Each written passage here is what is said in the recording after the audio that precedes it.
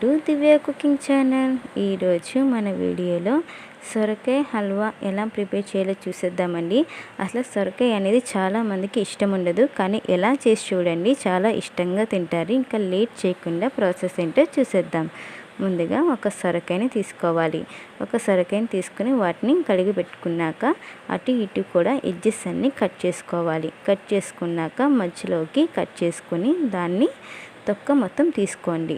ఇలాగ చాక్తో కానీ దేంతోనైనా సరే మీరు తొక్క మొత్తం తీసుకున్నాక ఆఫ్ కట్ చేసుకుని వీడియోలో చూపిస్తున్నట్టుగా సొరకాయ మొత్తం కూడా క్లీన్ చేసుకొని తురుముకోవాలి. ఇలా తురుముకున్న తర్వాత ఈ పేస్ట్ని పక్కన పెట్టుకుని స్టవ్ వెలిగించి ఒక కళాయి పెట్టుకోవాలి. ఆ స్టవ్లో 1 స్పూన్ వరకు నెయ్యి వేసుకుని నెయ్యి అనేది బాగా మెల్ట్ అవ్వాలి. నెయ్యి మెల్ట్ అయిన తర్వాత కొద్దిగా జీడిపప్పు వేసుకొని 2 మినిట్స్ పాటు ఫ్రై చేసి లాస్ట్లో కొద్దిగా కిస్మిస్ కూడా వేసుకొని అవి కూడా ఫ్రై చేసుకున్నాక ఒక బౌల్లోకి తీసుకొని పక్కన పెట్టుకోండి. ఇలా తీసుకున్న తర్వాత అదే కళాయిలో మనం తురుముకున్న సొరకాయని కూడా యాడ్ చేసేసుకోవాలి.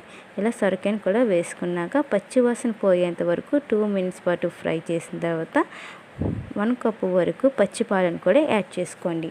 కాచి చల్లార్చిన పాలు అయితే మనకి హల్వా అనేది అంత పర్ఫెక్ట్గా రాదండి. పచ్చి పాలను తీసుకొని 1 కప్పు వరకు వేసుకున్నాక పాలు అనేది సొరకాయలో బాగా అబ్జర్వ్ అయ్యేదాకా తిప్పుతూ ఉండండి. ఇప్పుడు 1 కప్పు వరకు షుగర్ కూడా యాడ్ చేసుకోవద్దాం.